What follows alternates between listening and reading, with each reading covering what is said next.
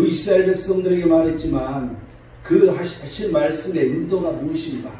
그래서 그 의도를 지금 현재 우리에게 끌어오는 이런 방법을 많이 선택합니다. 그래서 오늘도 이 호세아 선지자를 통해서 이스라엘 사람들에 대한 그들의 타락을 말하고 있지만 그 이스라엘 백성들에게 하는 그 말씀 속에서 진정으로 우리에게 들려주는 말씀이 무엇인지를 우리가 살펴보기를 원합니다. 오늘 이 말씀 중에 이제 이 키포인트가 이제 제사를 원하지 아니한다는 것, 또 범죄보다 다른 것을 원한다는 것. 여러분, 이런 말씀을 가지고 이 예배의 중요성을 잃어버린 사람들이 많이 있습니다. 우리가 삶 속에서 예배를 드리면 된다고, 그래서 이 교회에서 예배 드리는 걸 잃어버리는 사람들이 너무 많이 있는 것을 볼 수 있습니다. 그런데 정작 중요한 것은 예배라는 것입니다. 오늘 이 본문의 말씀은 이 예배 드리기 전에 있어야 할 일이 무엇인가를 이러한 각도로 우리가 말씀을 나눠보기를 원합니다. 그렇다면 왜 우리는 예배를 드려야 되는 것인가? 왜 이 성도들은 모두 그 하나님 앞에서 예배를 드리는 것인가? 이것부터 우리가 살펴보도록 하겠습니다. 이 시편 50편 5절은 나의 성도들을 내 앞에 모으라고 말합니다. 그리고 나서 그들은 제사로 나와 언약한 이들입니다. 그들은 제사로 언약한 이들이라는 거죠. 여러분, 우리는 예배로 하나님과 언약한 이들이라는 것입니다. 우리가 그 하나님의 언약 속에서 이 예배가 있어야 된다는 것을 정확하게 말해주고 있습니다. 또한 시편 110편 4절은 이미 영원한 멜기세덱이 예수 그리스도 메시아라는 것을 말해주고 있습니다. 그분께서 영원한 멜기세덱으로 이 세상에 오셔서 그분은 제사장으로 우리가 하나님 앞에 바로 나아갈 수 있는 그러한 다리가 되셨던 것입니다. 그래서 예배하라는 거죠. 직접적으로 하나님 앞에 나와서 예배할 수 있는 그러한 권리, 고난, 또한 은혜, 이러한 언약을 우리에게 주셨다는 사실을 우리는 알 수가 있습니다. 또 이사야서 56장 6절에서 8절을 보면 이방인들이 번제와 희생을 이제 드릴 때 기꺼이 받는다는 말씀이 있는데 어떤 이방인이냐면 제가 한번 읽어보겠습니다. 여호와와 연합하여 그를 섬기며 여호와의 이름을 사랑하며 그의 종이 되며 안식일을 지켜 더럽히지 아니하며 나의 언약을 굳게 지키는 이방인마다, 그런 이방인마다 하나님께서 이제 제사를 드리는 그들에게 기뻐 받으신다는 이 말씀을 해주고 있는 것을 볼 수 있습니다. 우리가 항상 그리스도와 연합하여 살아야 된다는 것을 우리는 깨우쳐주게 합니다. 항상 하나님의 이름을 사랑하고 또한 우리가 주의를 온전히 지키며 우리가 거룩한 백성으로 하나님 앞에 나가야 된다는 것을 되새겨주는 이러한 말씀이라고 보여집니다. 그런데 항상 이 예배 드리기 전에 전제라는 게 있습니다. 이 예배 드리기 전에 예배의 전제는 무엇인가? 시편 51편 19절은 의로운 제사와 온전한 번제를 하나님께서 기뻐하신다고. 여러분, 우리가 예배를 드린다는 것은 의로운 제사, 의로운 예배해야 된다는 거죠. 이 의라는 것은 하나님의 의를 말하는 것이지 않습니까? 하나님의 의라는 것은 언제나 하나님의 말씀이 우리에게 임하는 것을 말해주고 있습니다. 우리가 하나님 말씀에 어긋남이 없이 서서 예배를 드려야 된다는 이 말씀을 해주고 있는 것입니다. 시편 51편 17절은 하나님께서 구하시는 제사는 상한 심령이라고, 우리의 상한 심령, 상하고 통이하는 마음을 주께서는 멸시하지 아니하신다고 말해주고 있습니다. 우리가 예배할 때 상하고 통이하는 마음으로, 그래서 우리는 늘 이 예배 시작할 때 우리 전체적으로 기도할 때 감사 다음에 회개를 넣고 있습니다. 우리가 회개하지 아니하고 우리가 상한 마음으로 나의 죄를 토설하지 아니하고 예배 드려서는 안 된다는 것을 잘 보여주고 있습니다. 잠언 21장 3절은 공의와 정의를 행하는 것은 제사를 드리는 것보다 여호와께서 기쁘게 여기신다. 우리가 항상 예배를 드리는 그 자체보다도 하나님의 그 의를 행하는 이것을 하나님께서 더 기쁘시게 여긴다는 것이죠. 그래서 우리가 삶의 예배를 드리라는 말을 해주고 있습니다. 우리 삶에서, 이 교회에서 예배 드리지 말라는 것이 아니라 우리 삶에서 예배를 드리라, 우리 삶에서 하나님의 의를 나타내라는 것을 분명하게 설명해 주고 있습니다. 그렇다면 본론으로 들어가서 하나님께서 말씀하시는 예배보다 앞선 우선순위, 하나님께서 말씀하시는 것인데 예배보다 앞선 순위 예배보다 먼저 행할 일들, 이러한 것들이 뭐가 있을 것인가? 첫째, 오늘 본문 6절 전반절 말씀은 나는 인애를 원하고 제사를 원하지 아니한다고 말합니다.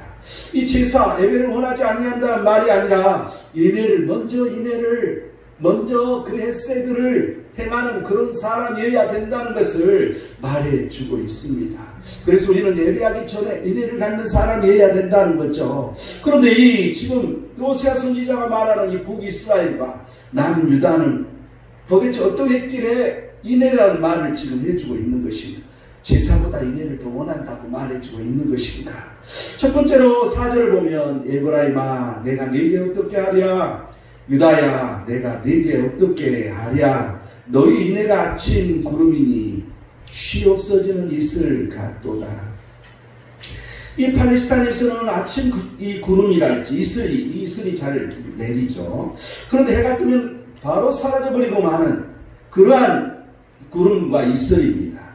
그래서 이 선민 이스라엘이 이 하나님에 대해서도 그들은 처음 사랑은 뜨거웠는데 얼마 지나지 않아서 그 사랑을 잃어버렸다는 것이죠. 여러분 처음 그 하나님을 만났을 때는 너무 뜨겁게 우리가 열정적으로 우리가 나갑니다. 그래서 우리에게도 첫사랑을 회복하라 하는 말을 많이 해주고 있습니다. 그 이유는 처음 그 사랑을 잃어버렸기 때문에. 그런데 이 이스라엘 사람들이 그 처음 사랑을 잃어버렸기 때문에 나는 인애를 원하고 제사를 원하지 아니한다고 말해주고 있다는 것이죠. 이 인애라는 단어, 헤세드라는 이 단어는 하나님 사랑에 기초한 이웃사랑을 말해주고 있는데요. 첫 번째는 하나님 사랑이라는 것이죠. 또 그 다음에는 이제 8절을 보면 길르앗은 악을 행하는 자의 고울이라 피발자국으로 가득 찼도다. 이 말은 무슨 말이냐면 이 길르앗은 도피성이 있었던 곳이에요. 도피성은 뭐냐면 이제 이 제사장들이 가지고 있는 그러한 이 땅인데 그곳에 부지 중에 죄를 지은 사람은 그곳으로 도망가면 살 수가 있었어요. 그래서 그것은 사람을 죽일 수 없는 곳이었어요. 그래서 이 대제사장이 죽었을 때 비로소 거기에 있는 사람은 해방되어서 이제 자기 갈 길을 갈 수 있었던 것이죠. 그런데 이 도피성에서 사람을 죽였다는 것이죠. 하나님 말씀을 어긋내는 것을 볼 수 있습니다. 이건 사랑이 없는 거죠. 하나님을 사랑하면 사람도 사랑해야 되는데 그러한 자체를 잃어버리고 있다는 것을 말해주고 있습니다. 또 9절을 보니까요. 강도 때가 사람을 기다린 같이 제사장의 무리가 세겜길에서 살인하니 그들이 사악을 행하였느니라. 마치 이 제사장의 무리가 강도 때가 사람을 기다리는 것처럼 이 세겜 많은 사람이 통하는 그러한 통로였습니다. 그러한 길에서 살인했다는 거죠. 악을 행했다는 것입니다. 여러분 이 사람을 미워하고 그 사람을 모략한다 할지 그 사람에게 뭔가 좋지 않도록 이러한 올무를 놓는 사람들이 악이지 않습니까? 이러한 것들이 살인이 되는 것이지 않겠습니까? 그래서 심지어는 제사장까지도 그런 악을 행하고 있었다는 것을 말해주고 있습니다. 이러한 결과, 그 결과는 이제 오늘 이 8절 9절에서 말씀하시는 것처럼 이제 인애가 없으면 악으로 나타난다는 것이죠. 이 악인의 제사는 이제 잠언 15장 8절 보면요. 악인의 제사는 여호와께서 미워하신다고 말해주고 있습니다. 그들은 결과적으로 악을 행했기 때문에 그러한 제사를 미워하신다는 것이죠. 여러분 우리가 악을 가지고 하나님 앞에 나오면 하나님께서는 원하지 않으신다는 사실입니다. 받지 않으신다는 사실이라는 것을 우리는 여기서 깨달을 수가 있습니다. 그래서 항상 그 인애가 없으면 이 사랑이 없으면 이 헤세드가 없으면 그 결과는 악으로 나타난다는 것을 우리는 기억해야 할 것입니다. 그렇다면 인애가 없는 결과는 무엇인가? 이 5절 말씀에 오늘 말해주고 있습니다. 그러므로 내가 선지자들로 그들을 치고 내 입의 말로 그들을 죽였노니 내 심판은 빛처럼 나오느니라. 늘 이러한 악을 행했을 때 이러한 사랑이 없어서 사람을 죽이는 그러한 일들이 일어났을 때 선지자를 보내서 그들을 쳤다는 것이죠. 또한 그뿐만 아니라 그들의 입을 통해서 그들을 죽이는 그런 결과를 낳았다는 거죠. 그래서 그들에게 심판을 말했다는 것입니다. 여러분 이 악에는 심판이 있다는 것을 생각지 못했다는 것입니다. 이 인애가 없는 그 결과는 악이고 그 악의 결과는 심판이라는 것을 분명하게 호세아 선지자를 통해서 말씀해 주고 있는 대목입니다. 그렇다면 이 인애는 어디서 시작되는 것일까? 이 사랑이라는 것은 어디서 시작돼야 되는 것인가? 신명기 34장 7절은 인자를 천대까지 베푼다고. 인자를 천대까지. 여러분, 인애까지 그 에세드라는 단어잖아요. 여러분, 이 인애라는 것은, 이 에세드라는 것은 하나님으로부터 비롯된다는 것입니다. 하나님에게서 시작된다는 거죠. 우리가 사랑할 수 있는 것은 하나님께서 나를 사랑하시기 때문에 그 하나님의 사랑에 감동되어서 우리는 사람들도 포괄적으로 볼 수 있는 사랑이 생긴다는 것입니다. 그래서 이 인애는 하나님으로부터 시작된다는 이 사실을 우리는 기억하시기 바랍니다. 또한 마태복음 6장 14절에서 15절은 사람의 잘못을 너희가 용서하면 너희 하늘 아버지께서도 용서하시고 또한 그 잘못을 용서하지 않으면 그 하나님께서 너희를 용서하지 않으신다고. 여러분, 이 인애, 이 사랑은 용서에서부터 시작되는 것을 볼 수 있습니다. 여러분, 내가 용서하지 않으면 하나님의 사랑이 내게 없는 것이죠. 하나님의 사랑이 내게서 떠나버리는 것이죠. 여러분, 내가 죄를 질지라도 그 죄에 대한 용서가 없어진다는 것이죠. 여러분, 그렇다면 우리는 이 인애, 이 사랑이라는 것은 하나님으로부터 시작되는 게 우리 입에서, 우리 마음에서, 우리 서로 간의 용서함으로 그것에서 이루어진다는 것을 우리는 생각할 수 있을 것입니다. 그렇다면 이 용서를 어떻게 해야 되는 것인가? 어떻게 할 때 우리는 용서할 수 있냐는 것이죠. 여러분, 우리가 항상 용서한다고 말하지만 용서가 잘 안 돼. 여러분, 특별히 교회 다니는 사람들이 더 용서를 못해. 그래서 서로 반목하고 서로 한번 뭐가 안 좋으면 끝까지 미워하는 거. 여러분, 그 살인이라고 예수님께서 말씀해 주셨는데도 불구하고 많은 교회들이 늘 반복하고 늘 싸우고 미워하고 살인하고 그래서 이 법정에 가서 무슨 꼴을 당하는 그러한 이 교회들이 너무 많다는 것이죠. 여러분, 우리가 하나님을 바라보고 살지 않으면 우리는 그 사랑을 잃어버린다는 것, 하나님의 사랑을 잃어버린다는 것을 우리는 기억해야 할 것입니다. 에베소 4장 32절은 서로 용서하라고 말해주고 있는데 하나님이 그리스도 안에서 너희들을 용서하신 같이 하나님께서 그리스도 안에, 우리가 그리스도 안에 있어야 되는 것이죠. 그래서 그 용서함 같이 오직 예수 그리스도의 보혈의 피로 우리는 죄를 용서하신 것 같이 그렇게 서로 용서하라고. 그 용서는 아무 대가가 없는 거였습니다. 그저 그냥 주는 거였습니다. 그렇게 용서하라는 거죠. 골로새 3장 13절도 주께서 너희를 용서하신 것 같이 피차 용서하라고 말해주고 있는 대목을 볼 수가 있습니다. 우리는 항상 그리스도를 바라보면서 그분께서 나를 위해서 십자가에 못 박혀 죽으신 그 고통, 그 고난, 그 피 흘림을 통해서 내가 용서받았다는 사실을 기억하고 우리는 늘 용서해야 된다는 거죠. 누가복음 17장 3절은 회개하거든 용서하라고 말합니다. 다 무조건 용서하는 것이 아니라 회개하거든이라고 말해주고 있습니다. 여러분, 우리가 이 세계를 꿈꾸는 성교회를 우리가 쭉 해오면서 많은 사람들이 나갔다 들어갔다 이런 경우를 많이 봅니다. 그런데 내가 이렇게 자세히 들여다보니까 이 악을 행하고 나가서 또다시 들어와서 악을 행하고 나가는 일이 많이 있는 것을 봤습니다. 그런데 중요한 것은 회개를 해야 된다는 거죠. 회개하지 않고 들어온 사람들은 또 똑같은 짓을 하더라는 거죠. 그래서 이 용서라는 것도 한도가 있는 것이고 우리가 항상 회개하기를 원하는 이런 것들이 있어야 된다는 것을 생각할 수가 있습니다.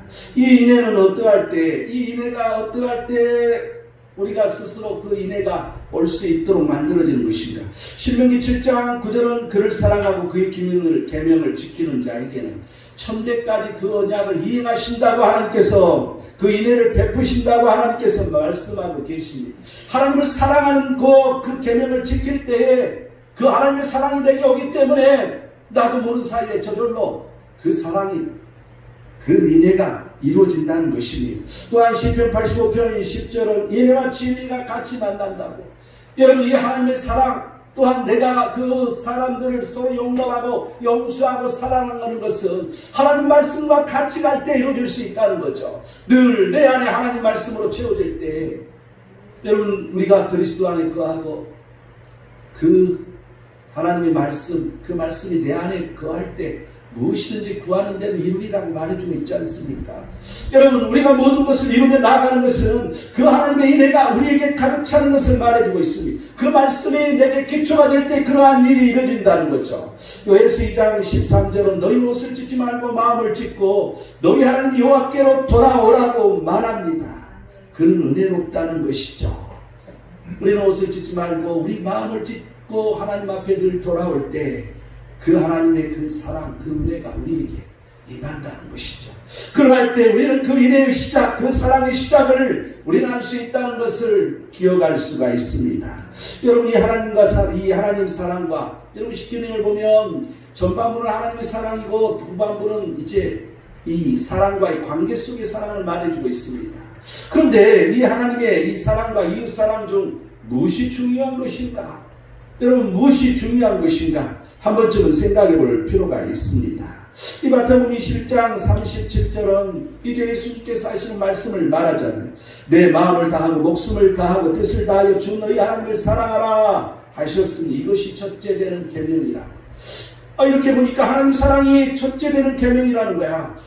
그러면 하나님만 사랑하면 되겠네. 이렇게 이 바리새인들은 그렇게 생각했다는 거죠. 하나님에게 모든 걸 다하면 내 부모에게도 내 이웃에게도 그 사랑하는 것을 안 해도 되는 것처럼 그들은 착각하고 살고 있었다는 것입니다. 그런데 그게 아니라 이 둘째 계명에 대해서도 이제 첫째 계명과 똑같다고, 둘째도 그와 같으니, 아니 첫째도 둘째도 분명히 1번과 2번을 정했는데 똑같대. 이 말씀은 무슨 말씀일 것인가? 둘째도 그와 같으니 내 이웃을 내 자신과 같이 사랑하라 하셨으니, 여러분, 이 둘째 계명인 이웃 사랑도 첫째 계명과 똑같다는 말인데 이 말은 무슨 말일까? 이 말은 행함이 있는 사랑을 말해주고 있습니다. 하나님의 그 사랑을 우리는 늘 행함이 있는, 행동을 옮기는 사랑이 있어야 된다는 걸 말해주고 있고요. 하나님께서 나를 사랑하기 때문에 내가 반응해야 된다는 거죠. 내가 반응이 없는 사람, 하나님은 늘 나를 사랑하시고 나와 함께 하시는데도 불구하고 우리는 반응이 없을 때가 많이 있으니 그 반응을 우리는 해야 된다는 것이죠. 그래서 이제 40절, 마태복음 20장 40절 가면 두 계명이 온 율법과 선지자의 강령이니라. 여러분, 이 말이 무슨 말인지, 언뜻 보면 무슨 말인지 모르겠잖아요. 이게 뭔 말이냐면, 이 강령이라는 의미를, 이 원어를 따져보면 이렇게 가지에 두 개가 똑같이 매달려 있다는 그러한 줄기를 말해주고 있어요. 언어적으로 보면. 그래서 이 두 계명이 하나님 사랑과 이웃 사랑이 똑같이 줄기에 매달려 있다는 것, 똑같이 하나님에게 매달려 있다는 것을 말해주고 있습니다. 그래서 그 하나님의 사랑으로 말미암아 우리가 이웃 사랑을 해야 된다는 것, 이 모든 것들이 다 중요하다는 것을 말해주고 있는 것을 볼 수 있습니다. 이 헤세드, 하나님께서 나를 사랑하신 것을 깊이 있게 우리 알아야 됩니다. 하나님의 사랑을 깊이 있게 우리는 체험할 때, 그럴 때 우리는 하나님 앞에서 제대로 봉사할 수 있습니다. 그럴 때 우리는 열정적으로 전도할 수가 있습니다. 그럴 때 우리는 시험받지 않고 우리는 선교할 수가 있습니다. 우리는 하나님 앞에서 온전한 일을 행할 수 있는 것은 바로 하나님의 사랑에서 비롯된다는 이 사실. 하지만 우리가 해야 할 그 하나님의 사랑에 대한 반응이 우리 항상 봉사하고 전도하고 또한 선교하는 이 일에 등한시해서는 안 된다는 걸 깨달을 수가 있습니다. 이 하나님께서 말씀하시는 이 예배보다 앞선 우선순위, 예배보다 먼저 행해야 할 일은 무엇가 있을까? 두 번째, 이제 6절 이 후반절 말씀을 보면 번제보다 하나님을 아는 것을 원하는 거라고 말해주고 있습니다. 두 번째는 하나님을 아는 것이라는 거죠. 그런데 이 하나님을 아는 것이 뭐가 이렇게 중요할까? 골로새서 1장 10절은 하나님을 아는 것을 잘하게 하라고. 여러분, 하나님 아는 것을 아주 중요하게 여기고 있는 거죠. 여러분, 이 칼빈의 기독교 강요를 이렇게 읽어보면 하나님을 아는 지식이란 단어가 계속해서 반복이 나옵니다. 그리고 어느 한 챕터가 하나님을 아는 지식 이렇게 나옵니다. 그래서 난 처음에 이 청년 때 이 기독교 강요를 이제 읽으면서, 아니, 하나님을 모르는 사람이 어디 있을까? 그런데 왜 하나님을 아는 지식이라고 이렇게 그 위대한 칼빈은 말해주고 있을까? 그래서 늘 나는 그 말에 대해서 좀 의심하는 그런 생각을 많이 했습니다. 하나님 모르고 사는 사람이 어디 있어? 이런 생각이 늘 들더라고. 그런데 이 세월이 가면서 많은 것을 경험해 보면서 그건 아니라는 이런 생각을 하게 되었습니다. 그렇다면 이 이스라엘은 어떻게 하나님을 알지 못했는 것인가? 이 이스라엘을 지금 이 이스라엘 보자는 것 7절 보니까 그들은 아담처럼 언약을 어기고 거기에서 나를 반역하였느니라. 그럼 언약을 어겼다는 거죠. 아담처럼 언약을 어겼어. 여러분 어떻게 보면 그냥 잠깐 실수 같아. 아니 그냥 그냥 그 과일 하나 따먹었다고 아니 이렇게 큰 일인가? 이런 생각이 내가 어린 시절 어린애 때 내가 성경을 늘 창세기를 처음에 성경 읽을 때 창세기는 재밌게 보잖아요. 그래서 또다시 읽을 때도 끝까지 못 읽고 또다시 창세기를 또 읽게 돼. 그러다 보니까 그 읽을 때마다 이 아담과 이 이브 하와에 대한 이 스토리를 보면서 늘 궁금했던 그런 기억이 납니다. 아니 뭐 아무것도 아닐 것 같은데 왜 그렇게 큰 있을까? 우리가 한번 자세히 들여다보면요 상당한 의미가 있습니다. 근데 오늘 이 본문에서도 언약을 어겼다고 말해주고 있고 하나님을 반역했다고 말해주고 있어요. 아무것도 아닌 것 같은데 반역이라는 거야. 아무것도 아닌 것 같은데 언약이라는 거죠. 여러분 이것은 뒤집으면 무슨 말입니까? 하나님을 제대로 알지 못했다는 것이니 하나님을 제대로 알지 못했으니까 반역자라는 말을 듣고 있고 언약을 지키지 않았다고 말을 듣고 있다는 것이죠. 이 아담이 어떻게 언약을 어겼습니까? 이 아담은 아니 하와에게 미혹당한 죄밖에 없는데 다 그랬을 것 같아. 아니 하와가 미혹해서 그냥 거기에 넘어가서 그런 일이 있었잖아요. 이렇게 변명할 수가 있겠죠. 그런데 하와는 뱀에게 미혹을 당했죠. 그런데 더 유심히 봐야 할 것은 뱀이 어떻게 미혹했냐는 거죠. 여러분 뱀은 말씀으로 미혹했습니다. 여러분 우리는 늘 말씀과 더불어 살고 있지만 말씀 안에서 미혹당하고 말씀을 제대로 보지 못하고 말씀을 늘 내 자신에게만 맞춰서 할 때 말씀을 달콤한 것으로 내가 가져올 때 우리는 그 미혹 속에 빠질 수밖에 없다는 것을 여기서 깨달을 수 있는 대목이라는 것이죠. 이 뱀은 이 하나님 말씀이 정령 죽으리라고 말했는데 그 말씀을 예국에서 정령 죽을까 하노라 이렇게 말했잖아요. 또한 너희 눈이 밝아져서 하나님같이 된다고 이렇게 한 걸음 더 나가서 미혹하고 있잖아요. 여러분 항상 우리는 말씀 속에 살고 있습니다. 그런데 과거의 거짓 선지자들도 모두 말씀 가지고 사람들을 미혹했다는 이 사실을 우리는 기억해야 할 것입니다. 이 미혹의 이 결과, 이 미혹은 어떻게 오는 것인가? 우리가 이 하나님을 정확히 알지 못해서 이런 일이 왔다는 거죠. 하나님께서 하신 말씀을 정확하게 알지 못해서 이런 일이 왔다는 거죠. 이 말씀을 자신에게 달콤하게 있어가는 것들을 믿었다는 것이죠. 이 뱀은 말씀을 곡해서 하와를 미혹했는데 아담은 그 미혹된 하와에게 또한 미혹됐다는 거죠. 뱀의 목적은 무엇이었습니까? 아담의 죄였습니다. 이 미혹 방법은 고개한 말씀이었고요. 아담이 가장 가까운 사람이었다는 것이죠. 여러분 이 미혹이 어떻게 오는 이 과정을 보면 너무나도 쉽게 넘어갈 수밖에 없는 그런 전략을 이 뱀은, 이 마귀는 짜고 있다는 것을 알 수가 있습니다. 이 이스라엘은 어떻게 하나님을 알지 못했냐고 이제 두 번째로 10절을 보면 내가 이스라엘 집에서 가증한 일을 보았나니 거기서 에브라임은 음행하였고 이스라엘은 더럽혀졌느니라. 가증했다는 거죠. 우상으로 더럽혀졌다는 것이죠. 여러분 이스라엘은 하나님을 알지 못했기 때문에 안다고 말하고 늘 하나님 말씀을 이 옷깃에다가 차고 다니고 이 말씀을 가지고 다녔는데도 불구하고 그들은 정확하게 그 마음속에 알지 못하고 행하지 못했다는 것을 알 수가 있습니다. 또 이 이스라엘은 어떻게 하나님을 알지 못했는가? 세 번째를 보면 11절을 볼까요?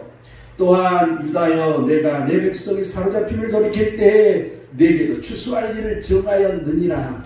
은혜만 알고 심판을 몰랐다는 거죠. 하나님께서는 분명하게 이스라엘 백성들을 이제 에발산의 한쪽은 그리심산에 올라가게 반반 나눠서 한쪽은 하나님 말씀을 지키는 자에 대한 축복을 선포했고 한쪽은 하나님 말씀을 지키지 못한 자에 대한 저주를 선포해서 분명히 이 두 가지가 같이 간다고 말했는데도 불구하고 모든 이스라엘 사람들은 항상 하나님의 은혜만을 봤다는 것이 항상 우리에게 은혜만을 주시는 하나님만을 바라보고 있었다는 거죠. 그들은 정확하게 하나님을 알지 못했으니 정확하게 하나님을 알지 못하고 한편으로만 생각했다는 것을 우리는 깨달을 수가 있습니다. 여러분 하나님을 안다고 우리는 다 말합니다. 그러나 지금 이 현재 지금 하나님께서 내게 무엇을 원하시는지 여러분 아십니까? 내게 지금 하나님께서 무엇을 원하고 계시는지 알고 계십니까? 여러분 이러한 것을 모른다면 하나님을 모르는 것입니다. 하나님은 분명하게 지금 현재 내가 무엇을 행해야 할지를 말씀하고 계시는 것이죠. 그런데 그 말씀에 귀를 기울이지 못하고 그 말씀을 내가 깨닫지 못하고 그 말씀이 내게 감동을 주지 못하고 그 말씀이 내 안에 있지 않기 때문에 우리는 하나님을 모르는 것입니다. 그 하나님께서 무엇을 하고 계신지를 하기를 원하시는지를 깨닫지 못한다는 것입니다. 하나님께서는 이미 말씀으로 기록해 놓으셨습니다. 말씀 속에서 우리는 하나님을 발견할 수가 있습니다. 그 말씀 속에서 깨달아야 된다는 것이죠. 우리 또한 이 구약 성경 이스라엘의 역사 또한 예수님의 말씀을 통한 이러한 말씀 속에서 우리를 발견하고 그 하나님을 알 수 있는 자들이 되어야 된다는 것을 잊지 마시기 바랍니다. 하나님께서 말씀하시는 예배보다 앞선 우선순위, 예배보다 먼저 해야 할 일, 이 마지막 세 번째, 이 세 번째는 여러분 이 본문에는 없지만 항상 우리 마음속에 들어오는 게 사무엘상 15장 22절 사무엘이 사울에게 말하는 거죠. 여호와께서 번제와 다른 제사를 그의 목소리를 청정하는 것보다도 그 좋아하신 같이 좋아하시겠나이까. 여러분 다른 제사라고 말하고 있잖아요. 번제, 이 예배가 다른 예배를 드려서는 안 된다는 걸 말해주고 있잖아요.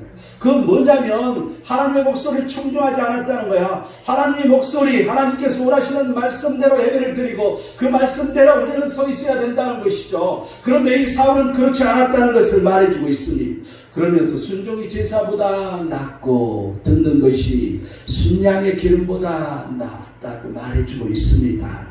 이 하나님께서 말씀하신 우리가 예배를 드리기 전에 먼저 우선순위가 있어야 할 것은 말씀에 대한 순종이라는 거죠. 하나님의 목소리를 청종하는 것이라는 것입니다. 여러분 이 하나님의 목소리를 이 청종하는 이 첫 번째 무엇을 우리는 청종해야 할 것인가? 여러분 무엇을 청종해야 하냐는 거죠. 여러분 이 서기관이 예수님에게 이제 이 말씀 중에 첫 계명이 뭐냐고 물어봤을 때 여러분 이 말씀이 총 몇 개 조항이 있다고 그랬어요? 아닌데 잊어버렸어 벌써. 613개. 그렇지 613개 조항이 있었어. 그런데 이 이스라엘 사람들은 어떤 생각을 가졌냐면 너무나 많은 거야. 이 말씀 어떻게 지키고 살지? 그래서 그들은 분류를 했어. 아주 중요한 말씀, 또 조금 덜 중요한 말씀. 그래서 조금 덜 중요한 말씀을 하루에 한 개씩 365개 조항을 그들은 만들었고, 그리고 이제 나머지 148개 조항을 아주 중요한 조항으로 248개니까 중요한 조항으로 이렇게 생각했다는 것이죠. 그런데 그 중에서 뭐가 제일 중요하냐고 말했어. 그게 여러분 사랑이라고 말했잖아요. 하나님 사랑, 또한 이웃 사랑. 이건 뭘 의미합니까? 하나님을 사랑한다는 것은 뭡니까? 하나님과의 화목을 말해주고 있어요. 여러분 인간은 죄인들이었기 때문에 오직 예수 그리스도 그 하나님을 통해서 그 화목이 이루어짐으로 우리는 언제나 예배를 드릴 수 있다는 걸 말해주고 있는 것이죠.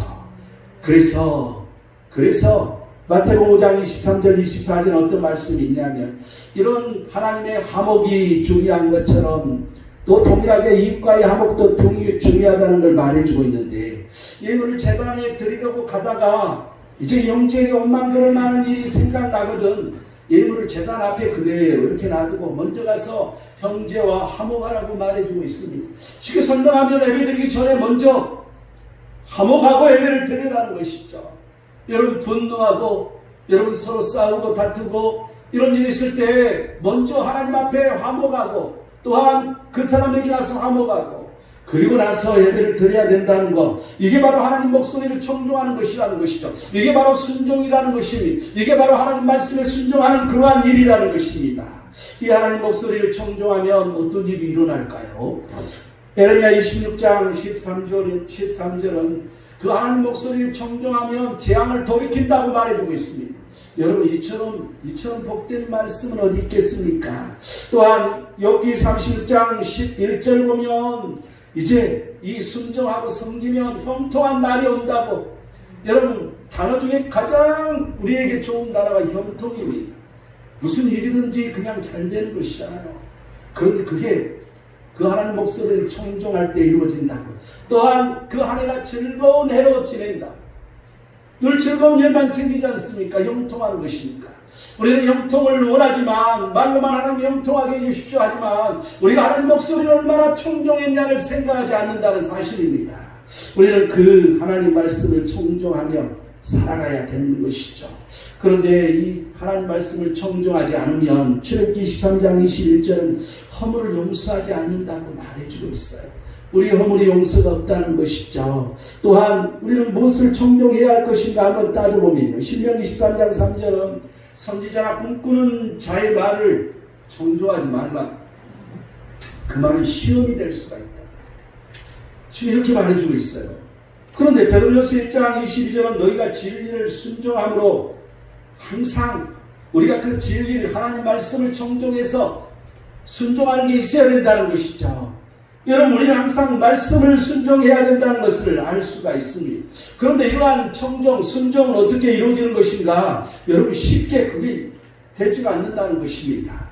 야고보서 3장, 히브리서 5장 8절은 고난으로 순종함을 배우라고 말해주고 있습니다. 그가 아들이시면서도 받으신 고난으로 순종함을 배웠듯이 그 예수 그리스도께서 그 고난 속에 순종함을 배웠듯이 우리는 그 고난으로 그 순종함을 배울 수 있다는 거죠. 고난 속에 순종함이 나타날 수 있다는 것입니다. 야고보서 3장 3절은 입에 재갈을 물리는 것은 우리에게 순종하게 하려고 그 몸을 제어하는 것이라. 여러분, 이 입에 재갈을 물릴 때 순종이라는 게 나온다는 거죠.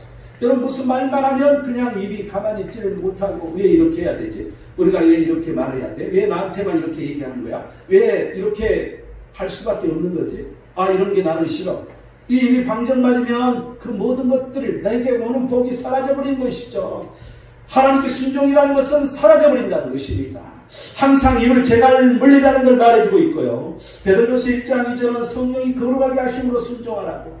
여러분, 성령 하나님께서 우리에게 임하실 때, 거룩함으로 임하실 때 우리는 저절로 순종이라는 게 이루어진다는 사실입니다.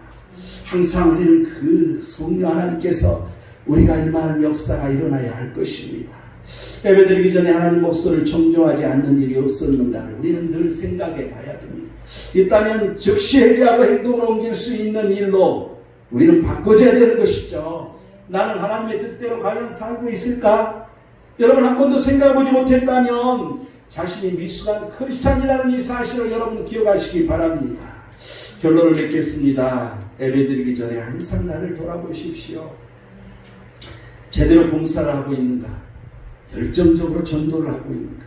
시험받지 않고 선교하고 있는가?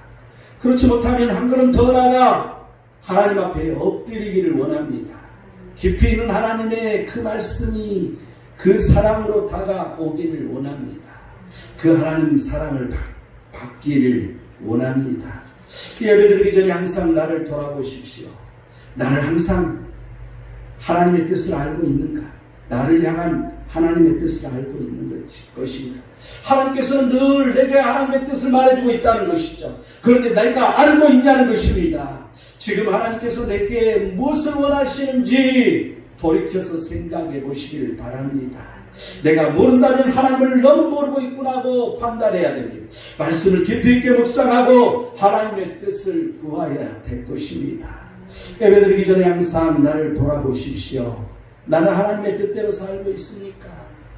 그렇지 못하면 하나님께 긍휼히 여겨주시라고 우리는 기도해야 할 것입니다. 하나님께서 원하시는 대로, 원하시는 뜻대로 살겠노라고 고백하고 결단해야 할 것입니다.